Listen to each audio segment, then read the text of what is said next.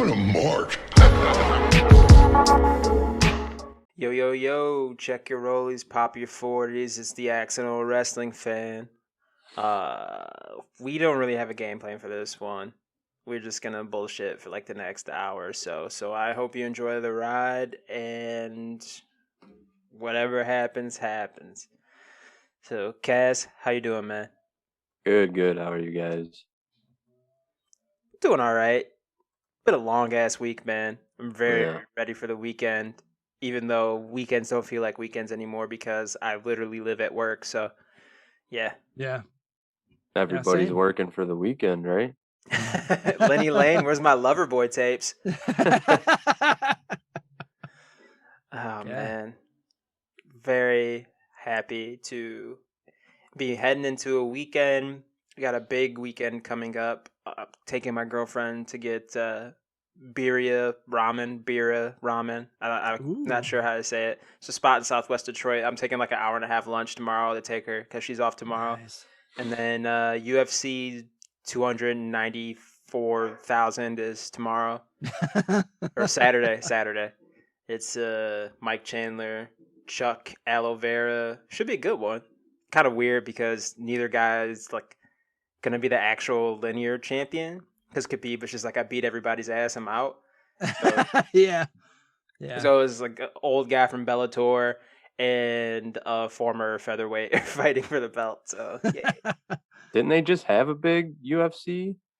yeah, the 3 title card or 3 title fight one where all 3 championship fights Yeah. ended stoppage, and I bet that all 3 fights will go the distance. I bet like $50 on a parlay for that.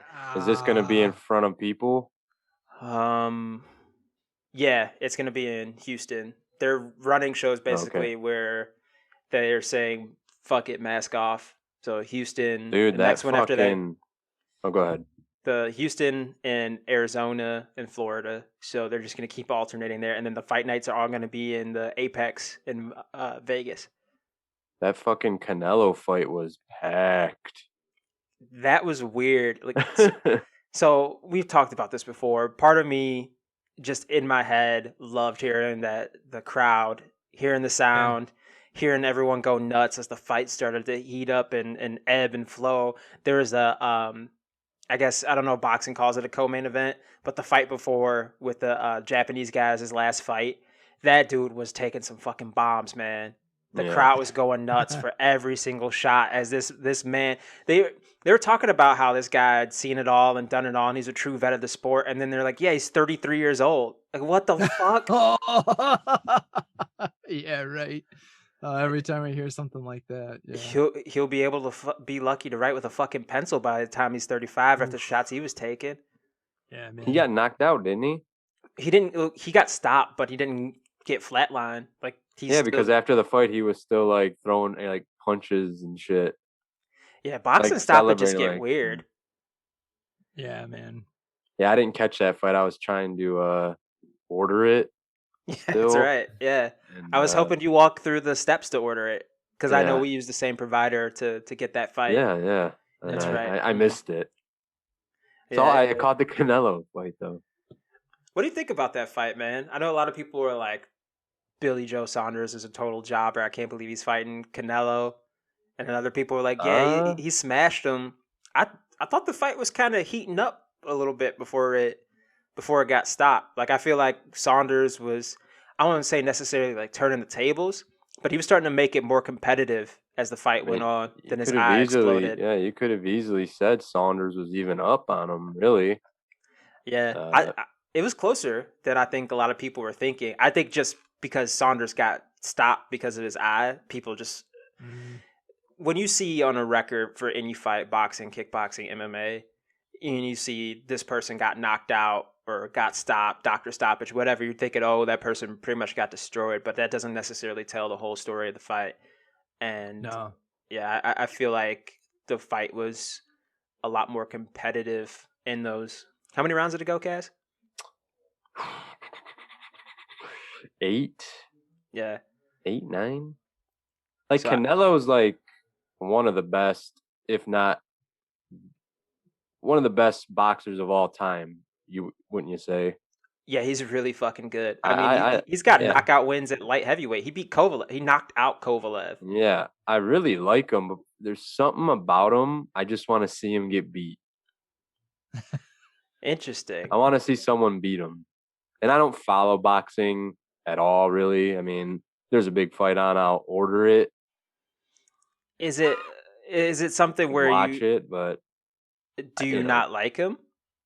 no, I think he's a great guy, stand-up guy. I think he's done great things for the sport. I mean, who else really out there is a big name for that sport? There's not many. Canelo, Fury, Mayweather. Mayweather's, on his last leg, I would assume. Yeah, I would say he's on his last legs because the motherfucker looked like he looks like he has hair like me right now. And he's running around chasing one of the fucking Paul brothers trying to get his hat right. back. Yeah. Oh yeah, I mean that's got scripted written all over it. Yeah, And Mayweather's the smartest man in the oh, business. absolutely. That fight, man, will be huge. Mm-hmm. I mean, Jake huge. Paul is the greatest heel in all of wrestling Oh and yeah, sports right now. yeah, absolutely, man. That's a dude that knows how to make his money. Absolutely. I don't know anybody that has been getting the heat and trolling people on such a colossal level besides, I mean, Yeah. in the wrestling and combat sports realms since probably like Conor McGregor going up and winning the 2 belts. I would say like in real life, I haven't really seen anyone, at least in this country, get that much heat since Donald Trump. Yeah, dude. People really fucking hate Jake Paul, and I Yeah. mean, I can definitely see why. It seems like, well, for lack of a better term, a prick. So Yeah, exactly. I mean, it's not that hard to follow his life, really. He's basically has been recording forever, so it's all out there, and a lot of it's negative. He did change. Like it's weird because you do see like those videos and stuff of people doing reviews on him and his brother, and it's kind of weird how like they've kind of crisscrossed. Like his brother is not doing nearly as good as him now, and I don't know. I don't keep up with that. I don't like watching any of that negative stuff, and it's not my cup of tea. And but from what I've seen or heard on YouTube and whatnot, is that he kind of changed. He kind of turned himself around a little, but I mean, he's still annoying. There's no doubt about it. But the dude, smart dude, making his money. He's taking it, and yeah, he might be one of the most hated men right now in the world. Even just in general, people just can't stand that dude. And that's another guy that, like, for whatever reason, you just want to see him get knocked out. But like, I don't, what were you guys like? I think I already know your answers. We kind of already talked about it, but when he fought Ben Askren, it was just like, I mean, anyone in the fight world, I feel, was like, oh yeah, dude, Ben's going to lose. I could be wrong, but I mean, we knew it. He was a wrestler. Ben's a wrestler, and and he's up there in age now, and he's kind of at the end of his career too. So yeah, let's put a wrestler in a boxing match. So initially, I was like, "This is so dumb. Ben Askren's definitely gonna lose. He's not a good striker." But then I started. I started. I started thinking about, Ben Askren, toughest nails wrestler. I think he went to the Olympics, right? He's an Olympian. Is he Olympian, or did he? I think he went to. I don't know. I think he went to the Olympics, but I don't think he did. Yeah, as yeah. great I thought as he wanted was to. An alternate. Yeah, an alternate. That's what I thought, but Still, I don't know. You would know better than me. Olympic caliber wrestler. Yeah, right. National champion, all American, all this stuff, and I've watched him take unbelievable damage and punishment from Robbie Lawler, who is one of the biggest hitters in the sport of MMA with 4-ounce gloves, and I'm like, if Robbie Lawler can't knock him out with 4-ounce gloves, there's no way fucking Jake Paul's gonna knock him out in boxing gloves. There's no way. And then he got hit. Basically, he got dropped with the first clean punch. And I was like, Yeah, man. oh, yeah. Yeah. Duh. Yeah, I right. felt Yeah. dumb because I put money on the over, like five and a Yeah. half rounds. I felt dumb for that. And I was like, Eh, Askren's tough. It's possible he could make it an ugly fight and maybe, steal some rounds late, maybe get a weird decision or something. So I was like, fuck it, I'll put some money on him. yeah. I thought he was going to go to the distance and, still lose. But, yeah, that was my thoughts too, was like, oh, okay. It never really occurred to me that, oh, age is probably a factor in that, man. And it, it's, it's just like the bump card, right? I think that's one thing the wrestlers always say. Same thing in fighting, dude. I mean, if you take just hits to the head so many times, there's only so many times that your brain can allow that, like before you turn into jello. I mean, it was the same when we kept seeing Chuck Liddell fight. It was just like, I didn't want to see Chuck fight anymore because it was the same thing over and over and over again. You could basically sneeze on the dude and knock him out. And that's just the sad thing about it. That's one of those things. I mean, we all do it. Like, I mean, I'm not getting any younger, and yet I still, in the back of my mind, want to get back into Muay Thai and like want to fight. And I fucking trained wrestling at the age of 34, and it's like I broke ribs. 20 something me wouldn't break ribs on a bump. It just it wouldn't happen, or if it did, it would be a freak accident. But like 30 something me is like, oh yeah, oh, I'm getting older, I'm an idiot. And so it's definitely one of those things. I don't think anyone coerced those guys into it. It's like, hey, it's a good payday, and I still want to do it. But like, you got to think of the consequences. How much can your body take, man? And it's like, all right, dude, is it really worth it for those 10, 15, 20 years to be fighting all that time so that you still have the rest of your life, 40, hopefully 40 years after that, right? And Mhm. you don't want to be sitting there with your brain mushed and forgetting everyone, and pugilistic dementia, or having other onset Parkinson's and stuff like that. So that's the kind of sad thing, the scary thing with all those. I mean, I didn't think Ben was at that point, but I also was thinking, oh man, like it's just not good. If It's you not. if you want to talk about your bump card getting punched or your chin getting cracked, in this case for a fighter, Ben Askren's bump card got punched in probably the most unbelievable way you could possibly imagine. Yeah, Like the most man. picture perfect flying knee, like 180 something pounds running as fast as they can and throwing their knee into your Oof. head as you Yeah. lean down into it, trying to shoot a Yep. double egg. It, Yep. Like a shot like that, you just probably never fully recover from. no, Yeah, really. I mean, no, no, you don't. no. You're right. And, There is. and he was already beat up from years of wrestling. He's wrestled since Yeah. a Yeah. kid. He's. I just looked, John. He's the same age as you. He's 36, That's and what's he's already had insane. his hips replaced. And you can look at the way he moves and walks that his body is worn down from Yeah, right. years of wrestling and then years of fighting on top of that. Uh, the amount of damage that he took because he got if you're listening to this, you're not familiar with Ben Askren. Ben Askren is a welterweight MMA fighter who is considered, one of the best welterweights, one of the best fighters outside the UFC. And, he talked a lot Yeah. of shit to Dana White and talked a lot of shit in the UFC that they need to sign him because he would beat GSP and, he would be this dominant champion. And he fought in Bellator. He was a champion there. He went to ONE FC in Asia, was a champion there. Then he retired. And then they ended up trading Demetrius Johnson, Mighty Mouse Johnson, who is people can make a case for being the best MMA fighter of Oh all yeah, time. man. Yeah, right. They traded Mighty Mouse Johnson, who's the flyweight champion, most title defenses in the history of the UFC, for this guy. That's how highly coveted this guy was. But and to be honest, when Ben got to UFC, he was probably past his prime. Yeah. And the damage that he took in the 3 fights that he had with Damian Maia, Jorge Masvidal, Robbie Lawler is astounding. The damage he took would be some people's like 10-year or 10 fight careers in the UFC. He did it in 3. It Yeah, man. is Yeah. brutal. Yeah, absolutely.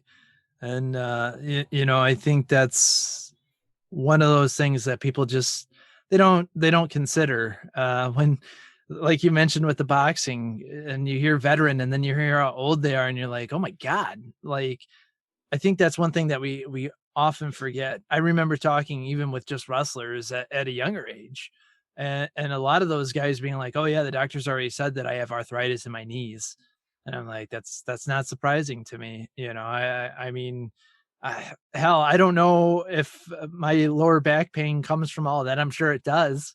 It probably doesn't help, but that is something that it's just like one of those things. As a younger guy, I don't know, I can't. It's weird, man. It's really weird to try to tell someone the reason why that you're interested in not avoiding getting punched in the face, but you want to keep doing it over and over and over again. You live like It's you're a in someone else's body. You yeah, live man. like you're fucking renting it. Yeah. Yeah, exactly. The Yeah, dude. thing But with I mean, boxers is yeah, the name of the game is to like knock the other guy out. Mhm. yeah, UFC, there's submissions and stuff Mhm. like that. I mean, boxers, man, take a lot of damage to the head. I Mhm. mean, Body yeah, too. man. The yeah, body shots add up, and Oh, phew, that doesn't yeah, help your yeah. brain either. Just No, no, people only exactly. think of the headshots. They're not thinking of the traumatic force that you're taking to your body. yeah. Yeah. Yeah, UFC and MMA is still incredibly dangerous, and Oh yeah, I'm I, not. well, I was gonna say you're probably a little bit away from seeing probably the catastrophic effects that fighting at MMA have had on older guys and retired guys. We're starting to see it a little yeah, bit right. now with Yeah, like exactly. I know, Spencer like Fisher. Spencer Fisher. Yep. Yeah. A great article just came out with him, man. And that's like tearjerker, man. Mhm. It's absolutely insane. I mean, Gary Goodridge had already Yeah. admitted that, like, he's like, oh yeah, I have early stages of dementia. And that was It's, almost 10 years ago when they started yeah. talking about Gary Goodridge, and he was fighting in the first UFCs.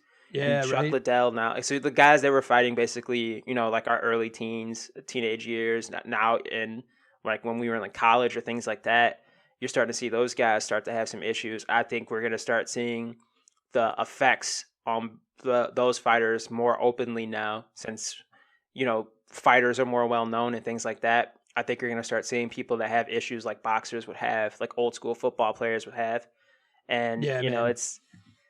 it's not going to be pretty, unfortunately, and No. there's no safety net for a lot of these guys. Yeah. And Sadly. that's the sad thing about it. And so anytime that there's talk of a union or something, Dana wants to shut that down, especially. And I mean, I'll admit, like, I've really become, the older that I get, and it's always been that kind of you want to like smack someone in the face argument where like, oh, if you don't like it, well, just don't watch it. And it's like, all right, well, fuck off, man. But like, I actually like have taken that to heart, and I'm like, you're absolutely right. Why should I give my hard-earned money to Dana White when like he's fucking these guys over, and he sits there and like talk about one of the worst human beings on earth. I say that seriously. uh I don't care how nice he is to the fans or anything like that, but like just read Spencer Fisher's article. Like goes in, talks to Dana, basically pleads for him. Dana hands him like $10,000 or $15,000, and he's like, "Come on." And he was like, he's thinking that's for him, and he's like, "No, we're gonna go gamble it." Like this motherfucker can easily just spend $15,000, lose $15,000, not even think anything about it. And yet these guys at the top tier level in UFC are lucky if they're being paid that much. And then they have to pay coaches, they have to, pay flights and, all this other stuff. And then now you're going to take their sponsors away. It's complete bullshit, man. And I mean, that's one of those things that like you really, if there's a hell, like someone's invited to it, and I hope he burns in eternity, like that's just, I'm like, fuck Dana that ain't guy. up there, Ray. He's down there. He's down there in hell. So you know how because I am incredibly problematic and bought stock in Omnicorp and then Endeavor, which is Yeah, Endeavor. Yeah. Yeah. uh, UFC's parent company. they just released, quarterly earnings or some. They released some statement. I forget what it's called, the IPO or some shit. I don't know. And they were talking about how much money the UFC makes and basically how it doesn't cost a lot of money for them to produce the events and they make a ton of money and they're going to be a big money maker for Endeavor. It's like, yeah, because they don't pay the athletes fucking anything. Yeah, You know, most exactly. sports, they have like a 40 Yeah. to 50% share for the athletes, revenue share or revenue split. The Yeah. UFC is 20% for the Yeah, athletes. man. It's No, fucking it's sickening. Mayweather, when Mayweather was talking shit to Conor on that stuff, like, I mean, how could you hate on him? You couldn't. Like, he was just saying, he was speaking the truth with it. And it was like, he's not talking shit. He's speaking the truth. And I just, when things like that are going over, it's just kind of like, wow, man, wow. Like all these dudes. And I think that's what gets me so heated about it, because these guys are passionate about it and they enjoy it and they work their asses off and they only have a short-term limited span. And yet, when it's all said and done, these guys basically have CTE. They have to write shit down. They have to take tons of different medication. And yet there's nothing there for them in the end. They give their bodies, their minds, everything to the UFC. And then it's a fuck you, bye. And in Spencer Fisher's case, like the nice, oh, hey, you know what? You're on payroll, but you're basically an ambassador, and it's almost like a WWE Legends contract in a way. He didn't really have to do anything. Maybe show up at an expo here or there once a year, and he would get paid. And then they said, "Oh, that's too much. That's too much to pay you like $5,000 a month or 10,000 or whatever it was." And it's like, you got to be fucking kidding me, man. And then they fucking fired him. Yeah, exactly. They when the UFC sold and Dana White made Scrooge McDuck money, all kinds of crazy money. The UFC sold for billions of dollars. The Fertittas bought it for $2 million 20 years ago. Yeah, man. They exactly. They got rid of all their ambassadors. The only one they kept was Forrest Griffin because he was basically like, I'll work for it. I'll do some kind of actual job. He actually does a lot of cool shit at the Performance Institute, like analyzing fighter footage and things like that. I think he's like the head of the Performance Institute, which is actually pretty cool job for him. Yeah, man. But that's sweet. Like Matt Hughes, they fired him. Chuck Liddell, they fired him. Chuck Liddell, you know what he ended up doing after he got fired? He took another fucking fight at 50. He fought Tito, who was still actively fighting, and you know what happened? Yeah. Tito beat the shit out of him. Yeah, exactly. Right. So it's like you put these guys in situations where, well, they're not making any money, and obviously they're taking so much damage. It's not like they can hold an office job, so they turn back to doing what they know, which is fighting. And these guys get put in bad spots, and it's very shitty to see. Yeah, well, it is. How would you compare Dana and all of that to Vince? It's a good question. I feel like are they similar in yeah, in that aspect of pieces of shit. So they're both pieces of shit. Yeah. Who's the more bigger piece of shit, I guess, is my question. I feel like there's more dirt on Vince. Like there's more openly known about him to point to him being the bigger piece of shit. Yeah. But I think that Dana White is probably a far bigger piece of shit. Because, I mean, first of all... Well, I'm talking, I guess, just from the business aspect of it. Oh, the business aspect of it? Fucking over the boys, I guess, in either company. Dana for sure. Dana, no question. Yeah. Okay. Look at what he's done to the top guy. Like, he won't give Jon Jones the heavyweight title shot because Jon Jones is like, you want me to fight Francis Ngannou, probably dollar for dollar the biggest hitter in the sport right now. You want me to fight him for the heavyweight title? I am one of the longest reigning champions in the history of the business.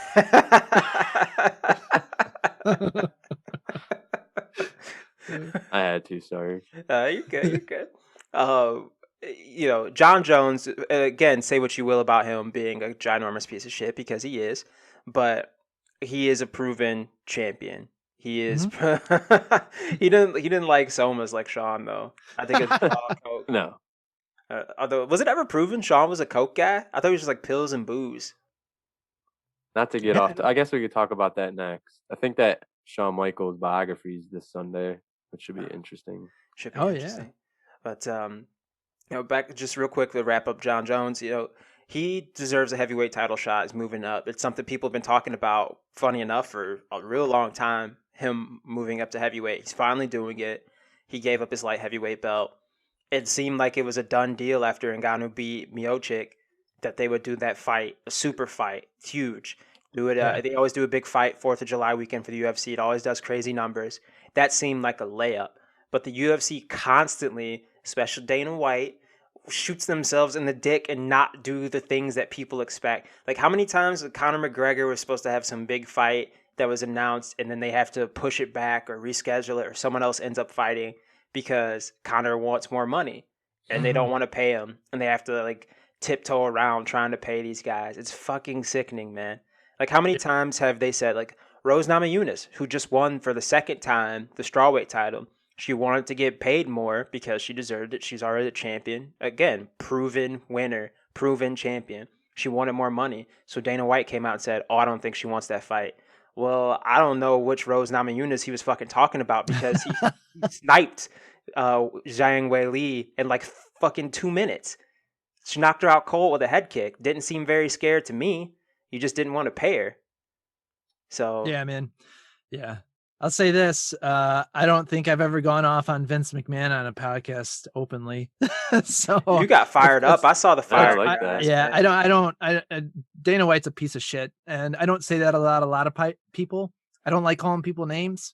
But like, when a dude can just bold-face lie and convince himself of his lies, and then he sits there and he tries to be like, oh yeah, man, I got problems from my boxing days. It's like, shut the fuck up, you piece of shit. Like that's one dude that I wouldn't ever care to see him. It's just one of those things. And I mean, I'm sure I'm making him cry. Some guy from the Midwest is making Dana White cry with his millions of dollars, wiping away the tears. But like that is exactly it. Like you want to talk about just disgusting. He's one of the most despicable human beings. I'm pretty sure like that guy probably is paid to kill someone, because I wouldn't be surprised. Dude, his best friends are the Fertittas. If you know anything about the Fertittas, that is long, old school mob money. We're gonna switch topics. Just real quick. Just something. I'm sorry, Dana. A knock on your door, John? I want to go answer that. Someone's just gonna say "Omerta" real quietly, fucking blast you with a sawed-off shotgun. Zaza. The Fertittas, if you don't know, like I said, old school mob money. The Fertitta brothers, Lorenzo and Frank, who owned the UFC, they were Zuffa, and then their older cousin, who I think is like Thurman Fertitta or something like that. He's the owner of the Rockets. So those three family members, those three people are worth like $9 billion combined.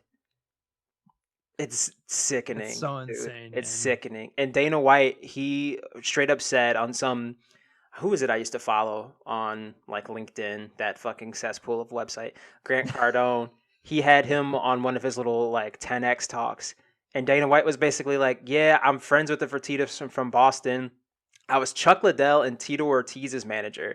And I was trying to negotiate a deal either to have them fight or to get them both money. And he kept pushing more money. And the dude was like, you don't get it. We don't have any more fucking money. He told the Fertittas about it. And then he got 10% of the business. He didn't invest anything. He invested not a single cent. He just was literally at the right place at the right time. Yeah, man. He got his job because he was a lucky manager for lucky enough, two of the biggest fighters of the 2000s, two of the biggest fighters ever at MMA. Yeah, right. He didn't do a single fucking thing for the sport of MMA besides just exist and be in the right place at the right time. Yeah, exactly. I will never give that guy any credit for doing anything for MMA. I mean, I would give the Fertittas credit I feel like they helped with the lobbying and stuff in all the states to get it legalized and, set things up. But no, he's just a talking mouthpiece that I don't believe a word that he says out of his mouth. And the way that he talks down on fighters, like, I'm surprised no one's just gone off and hauled off and punched him right in his fat face. What was the falling out between him and Matt Riddle? Not that Matt was some huge superstar of a fighter then, but he openly came out and said a lot of shit about Dana. What was that whole falling out between them? So Matt Riddle, He was up and coming, right? Yeah, he was a pretty decent fighter. Now, in terms of like wrestling tough guys, Matt Riddle is a straight up killer. I couldn't think of too many people besides maybe Brock Lesnar or a couple of the amateur guys that could fuck with Riddle in WWE right now. He would beat the shit out of a lot of people in that company. Yeah. Like, yeah, that's right? no joke, no exaggeration. No. There's no argument to be made. He beats the shit out of probably like 95% of the roster. Now, as far as UFC goes, he was okay. He had some potential. His striking wasn't that great. Like, his striking defense was pretty bad. But he was an exciting fighter. He's like kind of a blood and guts type fighter. And he failed, I think, a couple of weed tests, and he ended up losing his job. And then he was supposed to go to Bellator. Then he had some issues with Bellator. But he has said very openly that Dana White is a big time asshole. And that's coming from Matt Riddle, who is But a lot of people have said that that he's an asshole. So the treatment of fighters, like, basically, if you're not a golden goose of who was the matchmaker at the time when Matt Riddle was in UFC, what's his name? Fucking short guy, Joe Silva.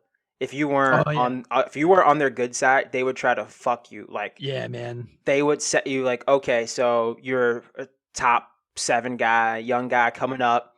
You want a big fight, but maybe you don't have that big of a personality. You're a good fighter. Maybe you're a really good wrestler. You wrestle people a lot. You win a lot of decisions. You don't talk. You're very respectful. You're not a big personality. They fucking hate you because you're like, I want a top 3 guy. I want to fight for the title soon, and I want more money. So what they'll do is, say you're coming off a grueling fight that went 3 rounds and it was a close decision, you took a lot of damage. They'll offer you like, yeah, we'll give you a top 3 guy, but you got to take it on like 4 weeks notice, shit like that. Yeah, and man. If you turn it down, they'll try to fuck you over and either you release you from your contract or say you're scared and do all the shit. You turn that fight down, okay, you're going to fight like the number 12 dude who's like this unranked Brazilian killer. You got to fight him in Brazil and all this shit. Like, they just set you up for failure. And it's going to be on the prelims too, by the way. So no one's going to see it. So you might get your ass kicked in front of nobody. They do shit like that all the time. If you look up Eddie Alvarez, who's one of the best lightweights ever, if you look up Joe Silva stories on Twitter, he was talking about how Joe Silva straight up said, like, laughed off him asking for a title shot. And then Eddie Alvarez ended up winning the world title by knockout. And basically, he had the belt and he told Joe Silva to go fuck himself. So, the way they run that is basically how mob guys seem to run shit. So, So it sounds like. That's, the fucking UFC, up until they got bought by Endeavor, is basically like cockfighting casino. Like, Dana White, you might as well just call them fucking Nikki or something, dude. These guys are fucking... A lot of those guys that were in bed with those Fertitas and Dana White, they're all scumbags. And yeah, man. Here I am asking if you guys are going to watch the fight this weekend. Probably. No, I think, that's partially why I miss it. I miss watching that, but it just got to the point.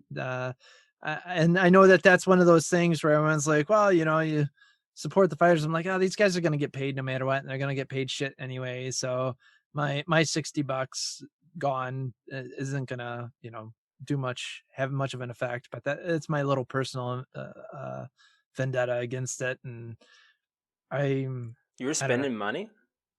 Yeah, exactly. Yeah, dude, he ordered it. Oh, yeah. You were an ESPN Plus subscriber. Oh, yeah. How is even that, before by the that, way, I John? wasn't even. How is the ESPN Plus? I wasn't even. I stopped even before ESPN Plus became a thing. Actually, Oh, Shit, I you can't got tell out you the early. last. Oh man, yeah, I did. I got out pretty early. I really, when they started, when Dana White started basically double booking every month, I was like, dude, man, that's $60 a pop. You know, like $120 in a month. Like, no thanks.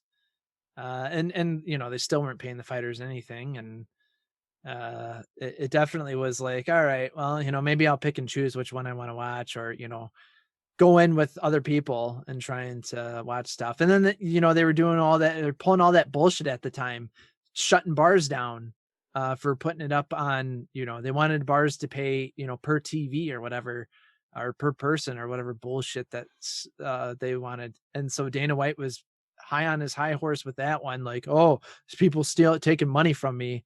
Oh man, done. I started to cool down, and I start thinking of that piece of shit again, and I get angry. I'll move on. I'll say this: Vince McMahon doesn't get me that angry, and I think Vince has done some despicable things in his life too, but not nearly as bad. At least there's some redemption. At least like he's willing to help out some of the guys with the drug problems and stuff. And you know, I think the UFC has something like that, something similar set up, but in the realms of CTE or anything like that, I don't know what they're doing to help. So I don't know. At least wrestling's trying to do something, or at least, you know, making me feel a little bit better watching it. So with all that being said, sorry. sorry for my outburst. I try to be the positive guy. Power of positivity. Yeah, exactly. Well, hey, listen, you know, in UFC, when you're a longtime champion and fighter, and then you get into a tragic car accident and you lose your speech and you have a hard time getting around, instead of just, you know, continuing to give you that ambassador job that they had and then fired you from when, you know, they sell the company for billions of dollars, they'll let you walk down the aisleway to your old walkout music and let you walk into the cage one last time. Matt Hughes, I'm sure he loved that. Oh yeah, exactly, right? Yeah. That was a good time. It was a real fucking good time. Promotional consideration paid for by the following.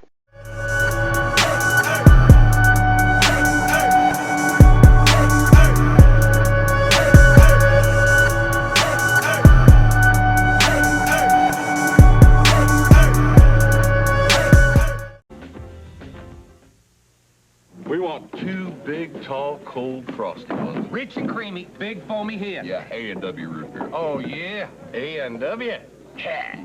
Oh, root beer. This is A&W root beer. It's got that frosty mug taste. It's special. Ooh, it's special. Pour yourself a frosty one. A&W root beer. Sometimes it's nice to drink alone.